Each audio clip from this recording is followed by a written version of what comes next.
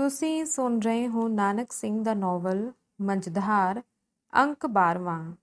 ਅੰਨੇ ਦੀ ਦੁਨੀਆ ਸੰਖੇਪ ਜਿਹੀ ਹੁੰਦੀ ਹੈ ਜਿਸ ਨੂੰ ਉਹ ਅਨੁਭਵ ਅਤੇ ਕਲਪਨਾ ਦੀਆਂ ਅੱਖਾਂ ਨਾਲ ਹੀ ਵੇਖ ਸਕਦਾ ਹੈ, ਪਰ ਪਰਮੇ ਦੀ ਦੁਨੀਆ ਤਾਂ ਅਸਲੋਂ ਹੀ ਸੰਖੇਪ ਸੀ, ਜਿਸ ਦਾ ਦਾਇਰਾ ਕੇਵਲ ਇੱਕੋ ਅੱਖਰ ਵਿੱਚ ਸੰਕੁਚਿਤ ਸੀ, ਮਾਂ।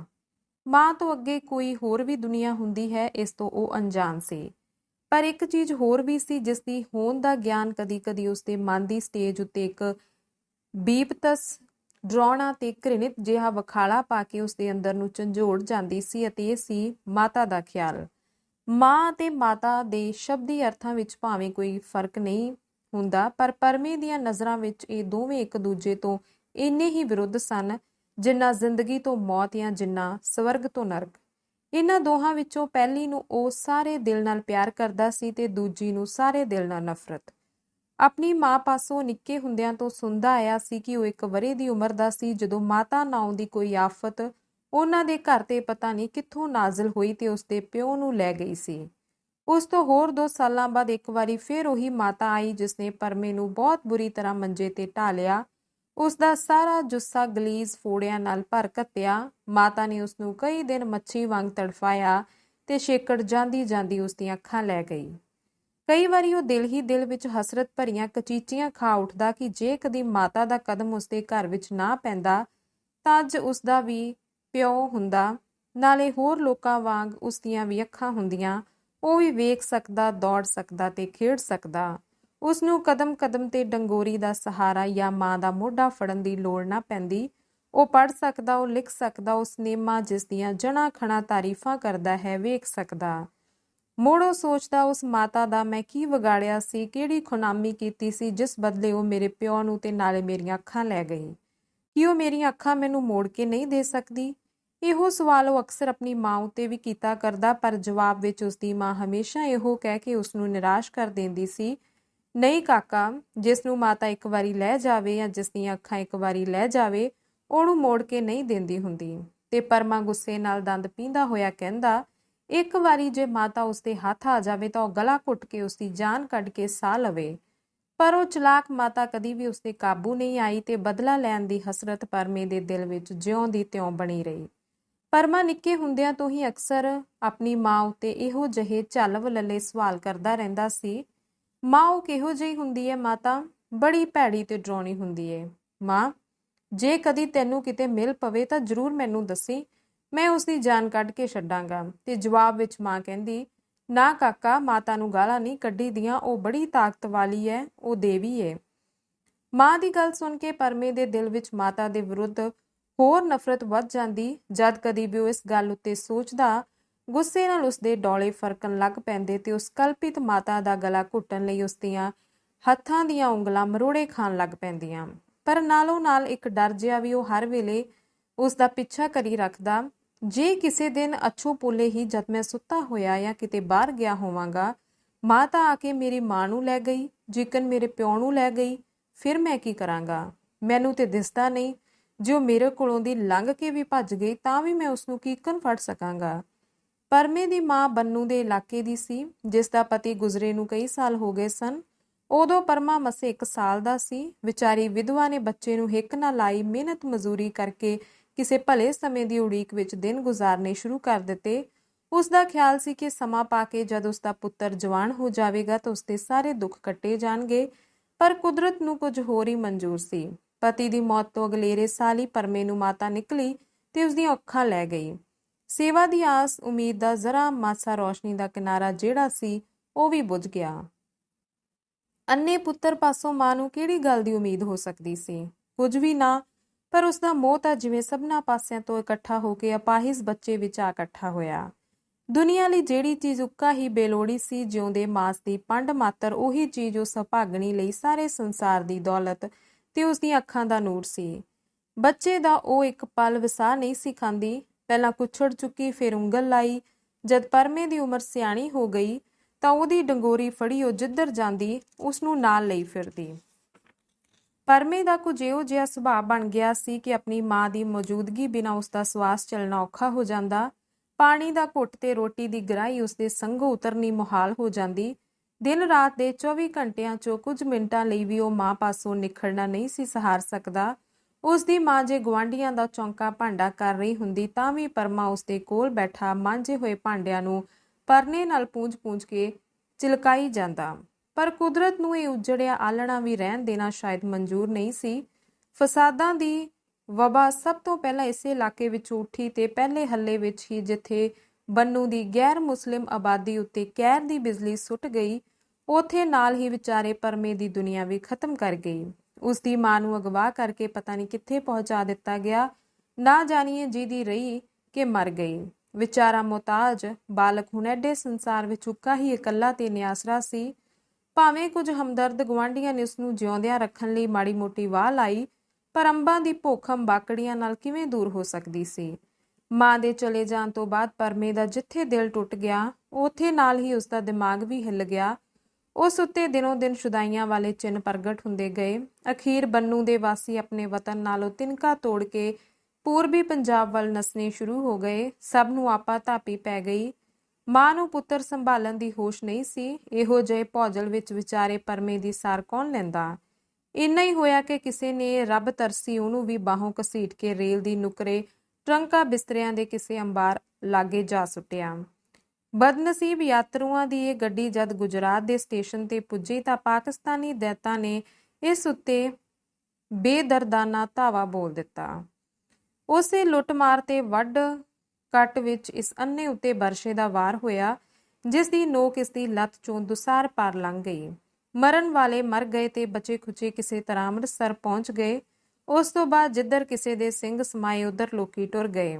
ਪਰ ਇਹ ਅੰਨਾ ਕਿੱਧਰ ਜਾਂਦਾ, ਜਿਸ ਨੂੰ ਲਵਾਰਸ ਤੇ ਬੇਕਾਰ ਚੀਜ਼ ਸਮਝ ਕੇ ਖੁੱਲੇ ਆਸਮਾਨ ਹੇਠ ਸੁੱਟ ਦਿੱਤਾ ਗਿਆ ਸੀ। ਖਲਕਤ ਦੇ ਅਥਾਹ ਸਮੁੰਦਰ ਵਿੱਚ ਨਿਗੂਣੇ ਜਿਹੇ ਤਿਨਕੇ ਵਾਂਗ ਇਹ ਮੁੰਡਾ ਆਪਣੀ ਫੱਟੜ ਲੱਤ ਨੂੰ ਘਸੀਟਦਾ ਹੋਇਆ ਮੋਟਰਾਂ ਦੇ ਅੱਡਿਆਂ ਤੇ ਰੇਲਵੇ ਸਟੇਸ਼ਨ ਉੱਤੇ ਸਾਰਾ ਦਿਨ ਭਟਕਦਾ ਰਹਿੰਦਾ। ਹਰ ਲੰਘਣ ਵਾਲੇ ਉੱਤੇ ਪਰਮਾ ਸਵਾਲ ਕਰਦਾ, ਮਾਂ ਕਿਹੜੀ ਗੱਡੀ ਆਵੇਗੀ, ਕਿਹੜੀ ਲਾਰੀਓਂ ਉਤਰਨਾ ਏ ਉਸ। ਤੇ ਜੇ ਕੋਈ ਜਨਾਨਾ ਆਵਾਜ਼ ਉਸਦੇ ਕੰਨੀ ਪੈਂਦੀ ਤਾਂ ਬਿਨਾਂ ਨਿਰਣਾ ਕੀਤਿਆਂ ਉਹ ਮਾਂ ਪੁਕਾਰਦਾ ਹੋਇਆ ਉਸਨੂੰ ਜੱਫੀ ਪਾਉਣ ਲਈ ਅਗਾਂਹ ਵੱਧਦਾ। ਪਰ ਕਿਹੜੀ ਪਰਾਈ ਤੀਵੀਂ ਉਸ ਗੰਦੇ ਕੁਚੈਲੇ ਤੇ ਲਹੂ ਪਾਕ ਦੇ ਪੁਲਿੰਦੇ ਨੂੰ ਨੇੜੇ ਆਉਣ ਦਿੰਦੀ। ਧੱਕੇ ਖਾ ਕੇ ਮੁੜ ਜਾਂਦਾ। ਇੱਕ ਦਿਨ ਕਿਸੇ ਤਰਸਵਾਨ ਨੇ ਉਸਨੂੰ ਅੱਧ ਵਿਦਿਆਲੇ ਵਿੱਚ ਪਹੁੰਚਾ ਦਿੱਤਾ, ਜਿੱਥੇ ਉਹ 4 ਦਿਨ ਤਾਂ ਇੱਕ ਬਰਾਂਡੇ ਵਿੱਚ ਪਿਆ ਰਿਹਾ। ਪਰ 5ਵੇਂ ਦਿਨ ਵਿਦਿਆਲੇ ਦੇ ਪ੍ਰਬੰਧਕਾਂ ਨੇ ਇਹ ਕਹਿ ਕੇ ਕਿ ਉਸਨੂੰ ਹਾਥੀ ਦਰਵਾਜ਼ੇ ਦੇ ਅੰਦਰ ਲੈ ਜਾ ਕੇ ਛੱਡ ਦਿੱਤਾ ਕਿ ਬੀਬਾ, ਵਿਦਿਆਲੇ ਵਿੱਚ ਤੇਰੇ ਲਈ ਥਾਂ ਨਹੀਂ, ਤੂੰ ਕਿਸੇ ਪਾਗਲਖਾਨੇ ਵਿੱਚ ਜਾ ਕੇ ਦਾਖਲ ਹੋ। ਪਰਮਾ ਕਿਸੇ ਤਰ੍ਹਾਂ ਬੇਸਰੋਸਾ ਮਨੀ ਦੀ ਹਾਲਤ ਵਿੱਚ ਰੁਲਦਾ ਰਿਹਾ। ਉਸਦਾ ਜ਼ਖਮ ਗਲਦਾ ਮੁਸ਼ਕਦਾ ਰਿਹਾ। ਉਸਦੇ ਦਿਮਾਗ ਵਿੱਚੋਂ ਰੌਸ਼ਨੀ ਦਾ ਅਭਾਵ ਹੁੰਦਾ ਗਿਆ। ਕਿੰਨੇ ਦਿਨ ਜਾਂ ਹਫ਼ਤੇ ਉਸਨੇ ਇਸੇ ਹਾਲਤ ਵਿੱਚ ਗੁਜ਼ਾਰ ਦਿੱਤੇ। ਇਸ ਦੇ ਜਾਣਨ ਦੀ ਕਿਸੇ ਨੂੰ ਕੀ ਫਿਕਰ ਹੋ ਸਕਦੀ ਸੀ, ਜਦਕਿ ਦੁਖੀਆਂ, ਬੇਵਤਨਾਂ, ਭੁੱਖਿਆਂ ਤੇ ਬੇਰੁਜ਼ਗਾਰਾਂ ਦੇ ਟਿੱਡੀ ਦਲਾਂ ਨਾਲ ਉਨੀ ਦਿਨੀ ਪੰਜਾਬ ਦੀ ਧਰਤੀ ਦਾ ਚੱਪਾ ਥਾਮ ਤੂਸਿਆ ਪਿਆ ਸੀ। ਮੌਤ ਕਿੰਨੀ ਸਸਤੀ, ਜ਼ਿੰਦਗੀ ਕਿੰਨੀ ਮਹਿੰਗੀ ਹੋ ਗਈ ਸੀ ਇਹਨਾਂ ਦਿਨਾਂ ਵਿੱਚ। ਪਰਮੇ ਦੀ ਲੱਤ ਗਲਦੀ ਗਈ, ਨਾਲੋਂ ਨਾਲ ਉਸਦੀ ਦਿਮਾਗੀ ਹਾਲਤ ਵੀ ਖਰਾਬ ਹੁੰਦੀ ਗਈ। ਉਹ ਜਿੱਥੇ ਬਹਿੰਦਾ ਬੈਠਾ ਹੀ ਰਹਿੰਦਾ, ਜਿੱਥੇ ਪੈਂਦਾ ਪਿਆ ਹੀ ਰਹਿੰਦਾ, ਜਿਸ ਪਾਸੇ ਤੁਰਦਾ ਤੁਰਿਆ ਹੀ ਜਾਂਦਾ। ਪਰ ਇਸ ਦਾ ਇਹ ਮਤਲਬ ਨਹੀਂ ਕਿ ਉਹ ਬਿਲਕੁਲ ਹੀ ਨਿਕੰਮੀ ਚੀਜ਼ ਬਣ ਗਿਆ ਸੀ। ਸਗੋਂ ਕਹਿਣਾ ਚਾਹੀਦਾ ਹੈ ਕਿ ਪਰਮਾ ਸੈਂਕੜੇ ਲੋਕਾਂ ਨੂੰ ਹਸਾ ਕੇ ਢਿੱਡੀ ਪੀੜਾਂ ਪਾਉਣ ਦਾ ਮਸਾਲਾ ਬਣ ਗਿਆ। ਉਹ ਹੁਣ ਰੋਂਦਾ ਨਹੀਂ ਸੀ, ਨਾ ਹੀ ਉਸਦੇ ਚਿਹਰੇ ਤੋਂ ਕੋਈ ਚਿੰਤਾ ਦਾ ਚਿੰਨ੍ਹ ਵਿਖਾਈ ਦਿੰਦਾ ਸੀ। ਹਮੇਸ਼ਾ ਇੱਕੋ ਜਿਹੇ ਰੌਹ ਵਿੱਚ ਰਹਿੰਦਾ, ਜਿਵੇਂ ਮਾਸ ਦੇ ਪੁਤਲੇ ਵਿੱਚ ਹਰਕਤ ਕਰਨ ਦੀ ਕਲਾ ਲੱਗੀ ਹੋਵੇ। ਸ਼ੈਰਟੇ ਤੇ ਖਾਲਸਾ ਕਾਲਜ ਦੇ ਵਿਚਾਲੇ ਗ੍ਰੈਂਡ ਟਰੰਕ ਰੋਡ ਉੱਤੇ ਉਹ ਵਧੇਰੇ ਵੇਖਿਆ ਜਾਂਦਾ ਸੀ। ਬਹੁਤ ਸਾਰੇ ਟਾਂਗਿਆਂ ਵਾਲੇ ਉਸਦੇ ਜਾਣੂ ਹੋ ਗਏ ਸਨ, ਕਿਉਂਕਿ ਉਹ ਗੰਦਾ ਤੇ ਕੁਚੀਲਾ ਹੁੰਦਾ ਹੋਇਆ ਵੀ ਉਹਨਾਂ ਨੂੰ ਹਸਾਉਣ ਦੀ ਸਮੱਗਰੀ ਸੀ। ਉਹ ਜਦ ਉਸਨੂੰ ਆਵਾਜ਼ ਦਿੰਦੇ, ਪਰਮਿਆ ਟੇਸ਼ਨ ਤੇ ਚੱਲਣਾ ਹੀ, ਤਾਂ ਪਰਮਾ ਆਪਣੀ ਦੁਖਦੀ ਲੱਤ ਨੂੰ ਘਸੀਟਦਾ ਹੋਇਆ ਟਾਂਗੇ ਤੇ ਆ ਚੜ੍ਹਦਾ। ਫਿਰ ਜਦ ਤੱਕ ਟਾਂਗਾ ਸਟੇਸ਼ਨ ਤੇ ਨਾ ਪਹੁੰਚ ਜਾਂਦਾ, ਪਰਮੇ ਦੇ ਸਵਾਲ ਕਿਹੜੀ ਗੱਡੀ ਤੇ ਆ ਰਹੀ ਏ, ਕਿਹੜੇ ਪਲੇਟਫਾਰਮ ਤੇ, ਜਾਰੀ ਰਹਿੰਦੇ ਤੇ ਜਵਾਬ ਵਿੱਚ ਕੋਚਵਾਨ ਉਸਨੂੰ ਜੋ ਜੀ ਆਉਂਦਾ ਕਹੀ ਜਾਂਦਾ ਤੇ ਹੱਸੀ ਜਾਂਦਾ। ਉਧਰੋਂ ਜੇ ਕੋਈ ਟਾਂਗਾ ਸ਼ੈਰਟੀ ਜਾਂ ਖਾਲਸਾ ਕਾਲਜ ਨੂੰ ਜਾਣ ਵਾਲਾ ਮਿਲਦਾ ਤਾਂ ਪਰਮਾ ਉਸ ਤੇ ਜਾ ਚੜ੍ਹਦਾ। ਉਸਨੂੰ ਇਹ ਵੀ ਅਕਸਰ ਕਿਹਾ ਜਾਂਦਾ ਸੀ ਕਿ ਉਸਦੀ ਮਾਂ ਸ਼ਰਨਾਰਥੀਆਂ ਦੇ ਕੈਂਪ ਵਿੱਚ ਆਈ ਹੋਈ ਹੈ। ਮੁੰਡਿਆਂ ਦੀ ਢਾਣੀ ਹਰ ਵੇਲੇ ਉਸਨੂੰ ਘੇਰੀ ਰੱਖਦੀ, ਜਿਹੜੇ ਅਕਸਰ ਇਹ ਕਹਿੰਦੇ ਹੋਏ ਉਸ ਨਾਲ ਛੇੜਛਾੜ ਜਾਰੀ ਰੱਖਦੇ, ਪਰਮਿਆ ਮਾਂ ਆਈ ਊ, ਪਰਮਿਆ ਐ ਲੈ ਤੇਰੀ ਮਾਂ ਨੇ ਤਾਰ ਭੇਜੀ ਹੈ, ਉਹ ਗੱਡੀ ਤੇ ਆ ਰਹੀ ਏ, ਉਹ ਕੈਂਪ ਵਿੱਚ ਤੈਨੂੰ ਢੂੰਡਦੀ ਫਿਰਦੀ ਏ। ਤੇ ਪਰਮਾ ਬੜੀ ਉਤਸੁਕਤਾ, ਬੜੀ ਬੇਕਰਾਰੀ ਨਾਲ ਉਹਨਾਂ ਉੱਤੇ ਸਵਾਲ ਕਰਦਾ, ਕਦੋਂ, ਕਿੰਨੇ ਵਜੇ ਦੀ ਗੱਡੀ ਤੇ ਕਿਹਾ ਜੇ, ਹੁਣ ਕਿੰਨੇ ਵਜੇ ਨੇ? ਤੇ ਮੁੰਡੇ ਇਸ ਦੁਖਾਂਤ ਜਾਂ ਸੁਖਾਂਤ ਨਾਟਕ ਨੂੰ ਹੋਰ ਸਵਾਦਲਾ ਬਣਾਉਣ ਖਾਤਰ ਉਸਨੂੰ ਆਖ ਦਿੰਦੇ, ਪਰਮਿਆ, ਰਾਤ ਦੇ 12 ਵਜੇ ਦੀ ਗੱਡੀ, ਦਿਨ ਦੇ 2 ਵਜੇ ਦੀ ਗੱਡੀ, ਸ਼ਾਮ ਦੇ 7 ਵਜੇ ਦੀ ਗੱਡੀ। ਪਰਮਾ ਇਸ ਖੁਸ਼ਖਬਰੀ ਉੱਤੇ ਪੱਕਾ ਵਿਸ਼ਵਾਸ ਬੰਨ ਬਹਿੰਦਾ ਤੇ ਉਸ ਤੋਂ ਬਾਅਦ ਹਰ ਆਉਂਦੇ ਜਾਂਦੇ ਨੂੰ ਪੁੱਛਣਾ ਸ਼ੁਰੂ ਕਰ ਦਿੰਦਾ, ਬਾਬੂ ਜੀ, ਇਹ ਜਾਣ ਵਾਲਿਆਂ ਕੀ ਵਕਤ ਹੋਵੇਗਾ? ਸਾਰਾ ਦਿਨ ਉਹ ਵਕਤ ਪੁੱਛਦਿਆਂ ਗੁਜ਼ਾਰ ਛੱਡਦਾ ਤੇ ਫਿਰ ਉਵੇਂ ਹੀ ਸੋਟੀ ਦੇ ਆਸਰੇ ਆਪਣੀ ਗਲੀ ਸੜੀ ਲੱਤ ਨੂੰ ਘਸੀਟਦਾ ਹੋਇਆ ਰੇਲਵੇ ਸਟੇਸ਼ਨ ਜਾਂ ਲਾਰੀਆਂ ਦੇ ਅੱਡੇ ਵੱਲ ਉੱਠ ਭੱਜਦਾ। ਜਦ ਤੀਕ ਸੱਚਮੁੱਚ ਰਾਤ ਦੇ 12, ਦਿਨ ਦੇ 2 ਤੇ ਸ਼ਾਮ ਦੇ 7 ਨਾ ਵੱਜ ਜਾਂਦੇ, ਉਹ ਬਰਾਬਰ ਲੋਕਾਂ ਤੋਂ ਪੁੱਛਦਾ ਰਹਿੰਦਾ, ਬਾਬੂ ਜੀ ਕੀ ਵਕਤ ਹੋਵੇਗਾ? ਸਰਦਾਰ ਜੀ ਕੀ ਵਕਤ ਹੋਵੇਗਾ? ਤੇ ਨਿਯਤ ਵਕਤੇ ਜਿਹੜੀ ਵੀ ਗੱਡੀ ਪਲੇਟਫਾਰਮ ਤੇ ਆ ਕੇ ਰੁਕਦੀ, ਪਰਮਾ ਭੀੜ ਭੜੱਕੇ ਨੂੰ ਧੁੱਸਦਾ ਤੇ ਆਪਣੀ ਜ਼ਖਮੀ ਲੱਤ ਉੱਤੇ ਸੱਟਾਂ ਠੋਕਰਾਂ ਖਾਂਦਾ ਹੋਇਆ ਡੰਗੋਰੀ ਦੀ ਮਦਦ ਨਾਲ ਡੱਬਿਆਂ ਵਿੱਚ ਜਾ ਵੜਦਾ ਤੇ ਪੁਕਾਰਨਾ ਸ਼ੁਰੂ ਕਰ ਦਿੰਦਾ, ਮਾਂ ਨੀ, ਤੂੰ ਕਿੱਥੇ ਐ ਮਾਂ? ਐ ਵੇਖਾਂ, ਮੈਂ ਇੱਧਰ ਤੈਨੂੰ ਆਵਾਜ਼ਾਂ ਮਾਰਨ ਡਿਆ ਹੋਇਆ ਵਾਂ, ਮਾਂ, ਮੈਂ ਪਰਮਾ। ਕਈ ਮੁਸਾਫਰ ਜਿਹੜੇ ਸਮਾਨ ਉਤਾਰਨ ਜਾਂ ਚੜਾਉਣ ਵਿੱਚ ਰੁੱਝੇ ਹੁੰਦੇ ਉਸਦੇ ਬੇਮਤਲਬ ਮਾਂ ਦੇ ਰੌਲੇ ਤੋਂ ਤੰਗ ਆ ਕੇ ਉਸਨੂੰ ਝਿੜਕਣ ਲੱਗ ਪੈਂਦੇ, ਪਰ ਪਰਮੇ ਨੂੰ ਨਾ ਕਿਸੇ ਦੀ ਝਿੜਕ ਦੀ ਪਰਵਾਹ ਹੁੰਦੀ, ਨਾ ਧੌਲ ਧੱਪੇ ਦੀ।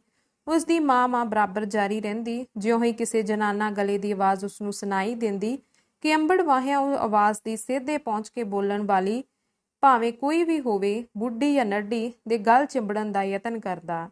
ਪਰ ਮਾਂ ਦੀਆਂ ਬਾਹਾਂ ਦੇ ਥਾਂ ਉਸਨੂੰ ਮਿਲਦਾ ਕੀ, ਪਰੇ ਮਰਨਿਆ, ਕੋਈ ਨਹੀਂ ਤੇਰੀ ਮਾਂ ਮੂੰਹ ਇੱਥੇ। ਤੇ ਵਿਚਾਰਾ ਪਰਮਾ ਉਸ ਡੱਬੇ ਚੋਂ ਨਿਕਲ ਕੇ ਡੰਗੋਰੀ ਖੜਕਾਂਦਾ ਹੋਇਆ ਕਿਸੇ ਹੋਰ ਡੱਬੇ ਵਿੱਚ ਜਾ ਵੜਦਾ। ਦਿਨ ਚੜ੍ਹਦਾ, ਫਿਰ ਰਾਤ ਪੈਂਦੀ, ਫਿਰ ਦਿਨ ਚੜ੍ਹਦਾ, ਫਿਰ ਰਾਤ ਪੈਂਦੀ। ਜਿਉਂ-ਜਿਉਂ ਇਹ ਦਿਨਾਂ ਰਾਤਾਂ ਦਾ ਗੇੜ ਚੱਲਦਾ ਗਿਆ, ਤਿਵੇਂ-ਤਿਵੇਂ ਪਰਮੇ ਦੀ ਭਾਲ ਤੇਜ਼ ਹੁੰਦੀ ਗਈ। ਉਸ ਦਾ ਸਰੀਰ ਸਿੱਥਲ ਹੁੰਦਾ ਗਿਆ, ਲੱਤ ਖਰਾਬ ਹੁੰਦੀ ਗਈ, ਉਸਦੇ ਹਵਾਸ ਗੁੰਮ ਹੁੰਦੇ ਗਏ, ਕਿਸੇ ਨੂੰ ਪਹਿਚਾਨਣ ਦੀ ਸ਼ਕਤੀ ਉਸ ਵਿੱਚੋਂ ਅਲੋਪ ਹੁੰਦੀ ਗਈ, ਇੱਥੋਂ ਤੱਕ ਕਿ ਛੁੱਟ ਇੱਕ ਮਜਮੂਨ ਤੋਂ ਹੋਰ ਕੁਝ ਸਮਝਣ ਜਾਂ ਸੋਚਣ ਦਾ ਅਹਿਸਾਸ ਉਸਦੇ ਅੰਦਰੋਂ ਲਗਭਗ ਮੁੱਕ ਗਿਆ। ਮਾਂ ਅਤੇ ਕੇਵਲ ਮਾਂ। ਸ਼ੈਰਟੇ ਵਾਲਾ ਕੈਂਪ, ਜਿਸ ਵਿੱਚ ਅਗਵਾਹ ਹੋਈਆਂ ਤੀਵੀਆਂ ਨੂੰ ਪਾਕਿਸਤਾਨ ਤੋਂ ਲਿਆ ਰੱਖਿਆ ਜਾਂਦਾ ਸੀ, ਪਰਮਾ ਇਸ ਵਿੱਚ ਕਈ ਫੇਰੇ ਰੋਜ਼ ਪਾਉਂਦਾ ਸੀ। ਇੱਕ ਦਿਨ ਕਈ ਫੇਰੇ ਪਾ ਚੁੱਕਣ ਤੋਂ ਬਾਅਦ ਉਹ ਥੱਕ ਟੁੱਟ ਕੇ ਇੱਕ ਸੜੇ ਹੋਏ ਮਕਾਨ ਦੇ ਖੋਲੇ ਵਿੱਚ ਲੇਟਿਆ ਲੱਤ ਦੀ ਪੀੜ ਨਾਲ ਘਰਰਾ ਰਿਹਾ ਸੀ। ਭਾਵੇਂ ਉਸਨੂੰ ਵੇਲ ਨਹੀਂ ਸੀ, ਉਸਨੇ ਹਜੇ ਰੇਲਵੇ ਸਟੇਸ਼ਨ ਤੇ ਆਪਣੀ ਮਾਂ ਦੇ ਕਲਪਿਤ ਸਵਾਗਤ ਲਈ ਜਾਣਾ ਸੀ, ਪਰ ਅੱਜ ਉਹ ਤੁਰਨ ਤੋਂ ਡੱਢ ਆ ਰਹੀ ਸੀ। ਲੱਤ ਉਸਦੇ ਸਰੀਰ ਦਾ ਭਾਰ ਚੁੱਕਣੋਂ ਜਵਾਬ ਦੇ ਚੁੱਕੀ ਸੀ। ਲਾਗ ਪਾਸ ਦੇ ਮੁੰਡੇ ਉਸ ਪਾਸ ਇਕੱਠੇ ਹੁੰਦੇ ਗਏ ਤੇ ਉਸਦੀਆਂ ਪਾਗਲ ਪੁੱਛਾਂ ਤੋਂ ਸਵਾਦ ਲੈਂਦੇ ਰਹੇ। ਭੀੜ ਚੋਂ ਇੱਕ, ਜਿਹੜਾ ਬਹੁਤ ਹੀ ਚਲਾਕ ਜਿਹਾ ਮੁੰਡਾ ਸੀ, ਪਰਮੇ ਨਾਲ ਉਸ ਵੇਲੇ ਕੁਝ ਇਸ ਤਰ੍ਹਾਂ ਦੇ ਪ੍ਰਸ਼ਨ ਉੱਤਰ ਕਰ ਰਿਹਾ ਸੀ, ਪਰਮਿਆ, ਤੇਰੀ ਮਾਂ ਨੇ ਚਿੱਠੀ ਭੇਜੀ ਐ ਲੈ। ਤੇ ਮੁੰਡੇ ਨੇ ਇੱਕ ਰੱਦੀ ਕਾਰਡ ਉਸਦੇ ਹੱਥ ਵਿੱਚ ਫੜਾ ਦਿੱਤਾ। ਪਰਮਾ, ਜਿਹੜਾ ਲੱਤ ਦੀ ਪੀੜ ਨਾਲ ਘੁਰਰਾ ਰਿਹਾ ਸੀ, ਪੀੜ ਵੱਲੋਂ ਬੇਧਿਆਨਾ ਹੋ ਕੇ ਮੁੰਡੇ ਨੂੰ ਪੁੱਛਣ ਲੱਗਾ, ਹਲਾ ਕੀ ਲਿਖਿਆ ਏ? ਪੜ੍ਹ ਕੇ ਸੁਣਾਈ ਜਰਾ, ਤੇਰਾ ਭਲਾ ਹੋਵੇ। ਤੇ ਮੁੰਡੇ ਨੇ ਖੱਤ ਪੜ੍ਹਨਾ ਸ਼ੁਰੂ ਕੀਤਾ। बरखुरदार परमानंद जी, तुमको वाजियों हो के मैं मंगलवार रात के 12 बजे की गाड़ी पर आ रही हूँ। सुन के परमे पासों निचला ना बैठा गया। उसने उठन की कोशिश की, पर लत्त की तकलीफ ने उसनू हिलन ना दिता। एक होर मुंडे ने पुकारिया, परमिया, हुण तेरे जान का की फायदा? अज तां बुधवार है, वो तां कल दी आ चुकी होवेगी। परमे ने जिवें चोट खा के पुछया, ਤਾਂ ਹੁਣ ਕੀ ਬਣੇਗਾ? ਵਿਚਾਰੀ ਖੌਰੇ ਕਿੱਥੇ ਖੱਜਲ ਹੁੰਦੀ ਫਿਰਦੀ ਹੋਵੇਗੀ। ਹੁਣ ਮੈਂ ਕੀ ਕਰਾਂ? ਮੇਰਿਆ ਰੱਬਾ, ਮੈਥੋਂ ਟੁਰਿਆ ਵੀ ਨਹੀਂ ਜਾਂਦਾ। ਈਚਰ ਨੂੰ ਇੱਕ ਜਵਾਨ ਲੜਕੀ, ਜਿਹੜੀ ਵੇਖਣ ਤੋਂ ਰਫਿਊਜੀ ਜਾਪਦੀ ਸੀ, ਭੀੜ ਦੇ ਪਿੱਛੇ ਆ ਖੜੋਤੀ ਤੇ ਫਿਰ ਸਰਕਦੀ ਹੋਈ ਪਰਮੇ ਦੇ ਨੇੜੇ ਅੱਪੜ ਰਹੀ ਸੀ। ਹੋਰ ਥੋੜੀ ਦੇਰ ਬਾਅਦ ਉਹ ਪਰਮੇ ਦੇ ਕੋਲ ਆ ਖੜੋਤੀ। ਇੰਨੇ ਨੂੰ ਭੀੜ ਵਿੱਚੋਂ ਇੱਕ ਮੁੰਡਾ ਪੁਕਾਰਿਆ, ਪਰਮਿਆ, ਤੇਰੀ ਮਾਂ ਆ ਗਈ ਓ। ਕਿੱਥੇ? ਪਰਮੇ ਨੇ ਬੇਸਬਰ ਆਵਾਜ਼ ਵਿੱਚ ਪੁੱਛਿਆ। ਜਵਾਬ ਆਇਆ, ਓਏ ਵੇਖਾਂ, ਤੇਰੇ ਕੋਲ ਸੱਜੇ ਹੱਥ ਖੜੋਤੀ ਏ। ਪਰਮੇ ਦੇ ਕਦੀ ਕਿਆਸ ਵਿੱਚ ਵੀ ਨਹੀਂ ਸੀ ਆਉਂਦਾ ਕਿ ਮੁੰਡੇ ਉਸ ਨਾਲ ਮਖੌਲ ਕਰਦੇ ਨੇ। ਉਹ ਉਹਨਾਂ ਦੀ ਗੱਲ ਨੂੰ ਪੱਥਰ ਤੇ ਲੀਕ ਸਮਝਦਾ ਸੀ। ਇਸ ਵੇਲੇ ਵੀ ਉਸਨੇ ਇਹੋ ਸਮਝਿਆ ਤੇ ਮਾਂ ਪੁਕਾਰਦਾ ਹੋਇਆ ਸੱਜੇ ਪਾਸੇ ਬਾਹਾਂ ਫੈਲਾ ਕੇ ਉੱਲਰ ਪਿਆ। ਕੁੜੀ ਬਿਲਕੁਲ ਉਸਦੇ ਲਾਗੇ ਖੜੀ ਸੀ। ਬਜਾਏ ਇਸ ਦੇ ਕਿ ਮੁੰਡਿਆਂ ਦੇ ਇਸ ਮਖੌਲ ਤੋਂ ਚਿੜ ਕੇ ਉੱਥੋਂ ਹਟ ਜਾਂਦੀ, ਸਗੋਂ ਹੱਥ ਵਧਾ ਕੇ ਉਸਨੇ ਪਰਮੇ ਦੇ ਦੋਵੇਂ ਹੱਥ ਫੜ ਲਏ ਤੇ ਬੋਲੀ, ਪਰਮਿਆ। ਭੀੜ ਪਲ ਝੱਲ ਵਿੱਚ ਦੂਣੀ ਚੌਣੀ ਤੇ ਫਿਰ ਅਠਾਉਣੀ ਹੋ ਗਈ। ਤਮਾਸ਼ੀਆਂ ਦਾ ਸਵਾਦ ਵੱਧਦਾ ਜਾ ਰਿਹਾ ਸੀ। ਇੱਕ ਦੇ ਥਾਂ ਇਸ ਵੇਲੇ ਦੋ ਪਾਗਲ ਉਹਨਾਂ ਦੇ ਸਾਹਮਣੇ ਮੌਜੂਦ ਸਨ। ਕੁੜੀ ਨੇ ਬਿਨਾਂ ਇਸ ਗੱਲ ਦੀ ਪਰਵਾਹ ਕੀਤਿਆਂ ਕਿ ਉਸ ਦੀਆਂ ਹਰਕਤਾਂ ਨੂੰ ਲੋਕੀ ਕਿਸ ਨਜ਼ਰ ਨਾਲ ਵੇਖ ਰਹੇ ਨੇ, ਬਰਾਬਰ ਪਰਮੇ ਨੂੰ ਮਾਵਾਂ ਵਾਲਾ ਸਨੇਹ ਦਿੰਦੀ ਰਹੀ ਤੇ ਅਖੀਰ ਉਸ ਨੂੰ ਕਿਸੇ ਮਜ਼ਦੂਰ ਦੀ ਮਦਦ ਨਾਲ ਚੁਕਵਾ ਕੇ ਲੈ ਗਈ। ਇਸ ਤੋਂ ਬਾਅਦ ਕੀ ਹੋਇਆ, ਇਸ ਬਾਰੇ ਕੇਵਲ ਇਹੋ ਜਾਣ ਲੈਣਾ ਕਾਫੀ ਹੋਵੇਗਾ ਕਿ ਉਹ ਕੁੜੀ ਭਾਵੇਂ ਪਰਮੇ ਦੀ ਮਾਂ ਨਹੀਂ ਸੀ, ਪਰ ਉਸ ਦਿਨ ਤੋਂ ਲੈ ਕੇ ਅੱਜ ਦਿਨ ਤੱਕ ਉਸਨੇ ਪਰਮੇ ਨੂੰ ਆਪਣੇ ਮਾਂ ਨਾ ਹੋਣ ਦਾ ਸ਼ੱਕ ਨਹੀਂ ਪੈਣ ਦਿੱਤਾ। ਅਲਬੱਤਾ ਪਰਮੇ ਦੇ ਦਿਲ ਵਿੱਚ ਕਦੀ-ਕਦੀ ਇਹੋ ਜਿਹੇ ਖਿਆਲ ਜ਼ਰੂਰ ਪੈਦਾ ਹੁੰਦੇ ਰਹਿੰਦੇ ਸਨ, ਮੇਰੀ ਮਾਂ ਦਾ ਸਰੀਰ ਇੱਕਦਮ ਪਤਲਾ ਕਿਉਂ ਹੋ ਗਿਆ, ਇਸ ਦੇ ਪਿਆਰ ਵਿੱਚੋਂ ਮੈਨੂੰ ਪਹਿਲਾਂ ਵਰਗਾ ਨਿੱਘ ਕਿਉਂ ਨਹੀਂ ਮਾਲੂਮ ਹੁੰਦਾ, ਇਸ ਦੇ ਵਰਤਾਓ ਵਿੱਚ ਕਦੀ-ਕਦੀ ਉਪਰਾਪਣ ਕਿਉਂ ਆ ਜਾਂਦਾ ਹੈ। ਅੱਗੇ ਤਾਂ ਬਿਲਕੁਲ ਪਠਾਣੀ ਢੰਗ ਨਾਲ ਬੋਲਦੀ ਹੁੰਦੀ ਸੀ ਤੇ ਹੁਣ ਪੰਜਾਬੀ ਢੰਗ ਨਾਲ, ਤੇ ਫਿਰ ਆਪ ਹੀ ਆਪਣੇ ਸ਼ੰਕਿਆਂ ਦੇ ਜਵਾਬ ਘੜਨੇ ਸ਼ੁਰੂ ਕਰ ਦਿੰਦਾ। ਪਤਲੀ ਤਾਂ ਵਿਚਾਰੀ ਨੇ ਹੋਣਾ ਹੀ ਸੀ, ਜਦ ਇਤਨੇ ਦੁੱਖ ਤਕਲੀਫਾਂ ਝਾਂਕ ਕੇ ਆਈ ਏ। ਇਸ ਦੇ ਪਿਆਰ ਵਿੱਚੋਂ ਨਿੱਘ ਸ਼ਾਇਦ ਇਸ ਕਰਕੇ ਘਟ ਗਿਆ ਹੈ ਕਿ ਤਕਲੀਫਾਂ ਸਹਿੰਦੀ ਦਾ ਇਸ ਦਾ ਦਿਮਾਗ ਖਰਾਬ ਹੋ ਗਿਆ ਹੈ। ਲਗਾਤਾਰ ਇੰਨਾ ਚਿਰ ਆਪਣੇ ਵਤਨ ਤੋਂ ਦੂਰ ਦਰਾਜ਼ ਪੰਜਾਬੀ ਲੋਕਾਂ ਵਿੱਚ ਰਹਿੰਦੀ ਰਹਿਣ ਕਰਕੇ ਇਸ ਦੀ ਬੋਲੀ ਤਾਂ ਬਦਲ ਹੀ ਜਾਣੀ ਸੀ। ਕੁਝ ਵੀ ਹੋਵੇ, ਪਰ ਇਸ ਪ੍ਰਾਪਤੀ ਤੋਂ ਬਾਅਦ ਪਰਮੇ ਦੇ ਮਨ ਦੀ ਅਵਸਥਾ ਵਿੱਚ ਜ਼ਰੂਰ ਕੁਝ ਨਾ ਕੁਝ ਮੋੜਾ ਪੈਣਾ ਸ਼ੁਰੂ ਹੋ ਗਿਆ। ਇਹ ਤਾਂ ਕਹਿਣਾ ਮੁਸ਼ਕਿਲ ਹੈ ਕਿ ਉਹ ਦਿਮਾਗੀ ਤੌਰ ਤੇ ਤੰਦਰੁਸਤ ਹੋ ਗਿਆ, ਪਰ ਇੰਨਾ ਜ਼ਰੂਰ ਸੀ ਕਿ ਉਸ ਦੀ ਬਿਮਾਰੀ ਵਧਣ ਤੋਂ ਰੁਕ ਗਈ। ਪਰ ਪੁੰਨਿਆਂ ਦੀ ਸਿਰਦਰਦੀ ਲਈ ਤਾਂ ਉਸ ਦੀ ਇੰਨੀ ਹੀ ਬਿਮਾਰੀ ਕਾਫੀ ਸੀ। ਪਰਮੇ ਨੂੰ ਹਰ ਵੇਲੇ ਦੁਬਾਰਾ ਪ੍ਰਾਪਤ ਹੋਈ ਮਾਂ ਦੇ ਮੁੜ ਚਲੇ ਜਾਣ ਦਾ ਵਹਿਮ ਚਿੰਬੜਿਆ ਰਹਿੰਦਾ, ਜਿਹੜਾ ਕਿਸੇ ਤਰ੍ਹਾਂ ਵੀ ਦੂਰ ਨਹੀਂ ਸੀ ਹੁੰਦਾ। ਪਰਮੇ ਦਾ ਸਾਥ ਛੁੱਟ ਜੰਜਾਲ ਤੋਂ ਹੋਰ ਉਸ ਵਿਚਾਰੀ ਲਈ ਕੀ ਹੋ ਸਕਦਾ ਸੀ। ਖਾਸ ਤੌਰ ਤੇ ਇਸ ਜੰਜਾਲ ਨੇ ਮੁਸੀਬਤ ਦੀ ਸ਼ਕਲ ਉਦੋਂ ਧਾਰਨ ਕੀਤੀ ਜਦੋਂ ਪੁੰਨਿਆ ਨੇ ਅੰਮ੍ਰਿਤਸਰ ਤੋਂ ਅੰਬਾਲੇ ਪਹੁੰਚ ਕੇ ਸਕੂਲ ਦੀ ਨੌਕਰੀ ਨੂੰ ਅਪਣਾਇਆ। ਇਸ ਲਈ ਛੁੱਟ ਇਸ ਤੋਂ ਕੋਈ ਰਸਤਾ ਨਹੀਂ ਸੀ ਕਿ ਪਰਮੇ ਨੂੰ ਘਰ ਛੱਡ ਕੇ ਸਕੂਲ ਚਲੀ ਜਾਇਆ ਕਰੇ, ਪਰ ਇੱਧਰ ਪਰਮੇ ਲਈ ਇਹ ਅਕਲ ਦੀਆਂ ਘੜੀਆਂ ਉਸ ਦਾ ਪਾਗਲਪੁਣਾ ਵਧਾਉਣ ਦਾ ਕਾਰਨ ਬਣ ਜਾਂਦੀਆਂ ਸਨ। ਉਸ ਨੂੰ ਧੁੜਕੂ ਲੱਗ ਜਾਂਦਾ ਕਿ ਉਸ ਦੀ ਮਾਂ ਮੁੜ ਕੇ ਇਸ ਘਰ ਵਿੱਚ ਨਹੀਂ ਆਵੇਗੀ। ਉਸ ਨੂੰ ਜ਼ਰੂਰ ਪਾਕਿਸਤਾਨ ਵਾਲੇ ਜਿਨ੍ਹਾਂ ਦੀ ਕੈਦ ਵਿੱਚੋਂ ਨੱਸ ਕੇ ਉਹ ਆਈ ਹੈ ਦੁਬਾਰਾ ਫੜ ਕੇ ਲੈ ਗਏ ਹੋਣਗੇ। ਇਸੇ ਵਹਿਮ ਦਾ ਮਾਰਿਆ ਉਹ ਜਿਸ ਵੀ ਹਾਲਤ ਵਿੱਚ ਹੁੰਦਾ ਉੱਠ ਕੇ ਬਾਹਰ ਭੱਜ ਪੈਂਦਾ। ਪੁੰਨਿਆ ਨੂੰ ਸਕੂਲੋਂ ਭਾਵੇਂ 1:30 ਵਜੇ ਛੁੱਟੀ ਹੋ ਜਾਇਆ ਕਰਦੀ, ਪਰ ਇੱਧਰ ਪਰਮੇ ਦੀ ਇਹ ਹਾਲਤ ਸੀ ਕਿ ਸੜਕਾਂ ਉੱਤੇ ਕਈ ਫੇਰੇ ਪਾ ਆਉਂਦਾ, ਥਾਂ-ਥਾਂ ਵਕਤ ਪੁੱਛਦਾ ਫਿਰਦਾ, ਇੱਕ ਵਾਰੀ ਪੁੱਛ ਕੇ ਘਰ ਪਹੁੰਚਦਾ ਕਿ 5-7 ਮਿੰਟਾਂ ਬਾਅਦ ਫਿਰ ਤੁਰ ਪੈਂਦਾ। ਇਸੇ ਭੱਜੋ ਨੱਠੀ ਦਾ ਫਲਰੂਪ ਸ਼ੇਕੜ ਉਸ ਨੂੰ ਇੱਕ ਖਤਰਨਾਕ ਬਿਮਾਰੀ ਟੈਟਨਸ ਦਾ ਸ਼ਿਕਾਰ ਹੋਣਾ ਪਿਆ। ਪਰਮਾ ਬਹੁਤ ਘੱਟ ਬੋਲਦਾ ਸੀ। ਪੁੰਨਿਆ ਜਿੰਨਾ ਚਿਰ ਉਸ ਦੇ ਕੋਲ ਹੁੰਦੀ, ਜਿੱਥੇ ਉਸ ਨੂੰ ਬਿਠਾਉਂਦੀ ਉੱਥੇ ਬੈਠਾ ਰਹਿੰਦਾ, ਜਿੱਥੇ ਲਟਾਉਂਦੀ ਉੱਥੇ ਹੀ ਲੇਟਿਆ ਰਹਿੰਦਾ। ਸ਼ਾਇਦ ਪੁੰਨਿਆ ਦੀ ਮੌਜੂਦਗੀ ਵਿੱਚ ਉਹ ਸੋਚਦਾ ਹੀ ਨਹੀਂ ਸੀ, ਬਿਲਕੁਲ ਸੁੰਨ ਸਮਾਜ ਜਿਹਾ ਹੋ ਕੇ ਕੇਵਲ ਹੱਥਾਂ ਦੀਆਂ ਉਂਗਲਾਂ ਨਾਲ ਖੇਡਣ ਵਿੱਚ ਮਸਤ ਰਹਿੰਦਾ ਜਾਂ ਆਪਣੇ ਸਿਰ ਨੂੰ ਸੱਜਿਓਂ ਖੱਬੇ ਤੇ ਖੱਬਿਓਂ ਸੱਜੇ ਫੇਰਦਾ ਹੋਇਆ ਮਸਤੀ ਦੇ ਰੰਗ ਵਿੱਚ ਰੱਤਾ ਰਹਿੰਦਾ। ਉਸ ਦੇ ਲਾਗੇ ਭਾਵੇਂ ਕੁਝ ਕਰੀ ਜਾਓ, ਕੋਈ ਗੱਲਬਾਤ ਹੁੰਦੀ ਹੋਵੇ, ਉਸ ਦਾ ਕਿਸੇ ਨਾਲ ਵਾਸਤਾ ਨਹੀਂ। ਕੋਈ ਗੱਲ ਜੇ ਪੁੱਛੇ ਤਾਂ ਜਵਾਬ ਦੇਵੇਗਾ, ਨਹੀਂ ਤਾਂ ਚੁੱਪ ਗੁੱਪ। ਉਦੋਂ ਹੀ ਉਸ ਦੇ ਸਰੀਰ ਦੇ ਰੂਹ ਨੂੰ ਤੜਫਣੀ ਲੱਗਦੀ ਜਦੋਂ ਪੁੰਨਿਆ ਘਰੋਂ ਬਾਹਰ ਹੁੰਦੀ। ਇੱਧਰ ਕੁਝ ਦਿਨਾਂ ਤੋਂ ਪਰਮੇ ਦੇ ਮਨ ਦਾ ਮਨ ਕੁਝ ਖਿੜਨਾ ਸ਼ੁਰੂ ਹੋ ਗਿਆ। ਜਦੋਂ ਤੋਂ ਡਾਕਟਰ ਆਨੰਦ ਦਾ ਪੈਰ ਇਸ ਘਰ ਵਿੱਚ ਪੈਣ ਲੱਗਾ, ਉਹ ਇਉਂ ਮਹਿਸੂਸ ਕਰਨ ਲੱਗਾ ਜਿਵੇਂ ਉਹੀ ਮਾਤਾ ਨਾਉ ਵਾਲੀ ਕੋਈ ਹਸਤੀ ਜਿਹੜੀ ਕਦੀ ਉਸ ਦੇ ਪਿਓ ਨੂੰ ਤੇ ਫਿਰ ਉਸ ਦੀਆਂ ਅੱਖਾਂ ਕੱਢ ਲੈ ਗਈ ਸੀ, ਸ਼ਾਇਦ ਇਸ ਡਾਕਟਰ ਦਾ ਰੂਪ ਧਾਰ ਕੇ ਉਸ ਦੇ ਘਰ ਵਿੱਚ ਆ ਵੜੀ ਹੈ, ਜਿਹੜੀ ਐਤਕੀ ਉਸ ਦੀ ਮਾਂ ਨੂੰ ਉਸ ਪਾਸੋਂ ਖੋਹ ਲੈ ਜਾਵੇਗੀ।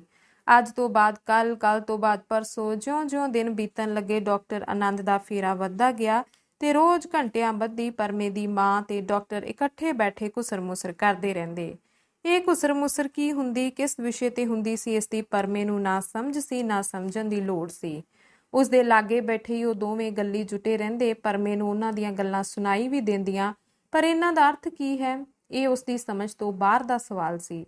ਸ਼ਾਇਦ ਇਸ ਕਰਕੇ ਕਿ ਇਹਨਾਂ ਗੱਲਾਂ ਵਿੱਚ ਮਾਂ ਦੇ ਵਿਸ਼ੇ ਉੱਤੇ ਕਦੀ ਕੁਝ ਨਹੀਂ ਸੀ ਹੁੰਦਾ। ਹੋਰ ਕਿਸੇ ਗੱਲ ਨੂੰ ਉਹ ਨਾ ਤਾਂ ਸਮਝ ਸਕਦਾ, ਨਾ ਹੀ ਸਮਝਣ ਦੀ ਇੱਛਾ ਰੱਖਦਾ ਸੀ। ਪਰ ਇਸ ਵਿੱਚ ਸ਼ੱਕ ਨਹੀਂ ਕਿ ਡਾਕਟਰ ਦੀ ਆਮਦ ਉਸ ਨੂੰ ਬੁਰੀ ਲੱਗਣ ਲੱਗ ਪਈ। ਕਦੀ-ਕਦੀ ਉਸ ਨੂੰ ਆਪਣੀ ਮਾਂ ਦੀ ਅਕਲ ਉੱਤੇ ਹੈਰਾਨਗੀ ਹੁੰਦੀ, ਜਿਹੜੀ ਐਡੀ ਭੈੜੀ ਹਸਤੀ ਨਾਲ ਰੋਜ਼ ਘੰਟਿਆਂ ਬੱਧੀ ਗੱਲਾਂ ਕਰਦੀ ਰਹਿੰਦੀ ਸੀ। ਅਚਾਨਕ ਹੀ ਜਦ ਪੁੰਨਿਆ ਨੇ ਪਰਮੇ ਨੂੰ ਟਾਂਗੇ ਵਿੱਚ ਬੈਠਣ ਲਈ ਕਿਹਾ ਤਾਂ ਉਸਨੇ ਪੁੱਛਿਆ, ਕਿੱਥੇ ਜਾਣਾ ਏ ਮਾਂ? ਅਸੀਂ ਨਵੇਂ ਮਕਾਨ ਵਿੱਚ ਚੱਲ ਕੇ ਰਾਂਗੇ ਪਰਮੇ, ਬੜੇ ਵਧੀਆ ਮਕਾਨ ਵਿੱਚ। ਡਾਕਟਰ ਹੋਰਾਂ ਸਾਨੂੰ ਲੱਭ ਕੇ ਦਿੱਤਾ ਏ, ਪੁੰਨਿਆ ਨੇ ਉਸ ਨੂੰ ਖੁਸ਼ ਕਰਨ ਦੇ ਇਰਾਦੇ ਨਾਲ ਕਿਹਾ। ਬੜਾ ਵਧੀਆ। ਸੁਣ ਕੇ ਪਰਮੇ ਦੇ ਦਿਲ ਨੂੰ ਕਾਫੀ ਖੁਸ਼ੀ ਹੋਈ, ਪਰ ਜਿਉਂ ਹੀ ਡਾਕਟਰ ਹੋਰਾਂ ਵਾਕ ਅੰਸ਼ ਉਸਦੇ ਕੰਨੀ ਪਿਆ, ਉਸਦੀ ਸਾਰੀ ਖੁਸ਼ੀ ਜਿਵੇਂ ਕੁਚਲੀ ਗਈ। ਫਿਰ ਨਿੰਮੋ ਝੁਣਾ ਹੋ ਕੇ ਪਰਮਾ ਟਾਂਗੇ ਦੀ ਪਿਛਲੀ ਸੀਟ ਤੇ ਬੈਠ ਗਿਆ। ਪੁੰਨਿਆ ਨੇ ਉਸ ਨੂੰ ਬਾਹੋਂ ਫੜ ਕੇ ਜਿੱਥੇ ਬਿਠਾਇਆ ਧੰਨਵਾਦ।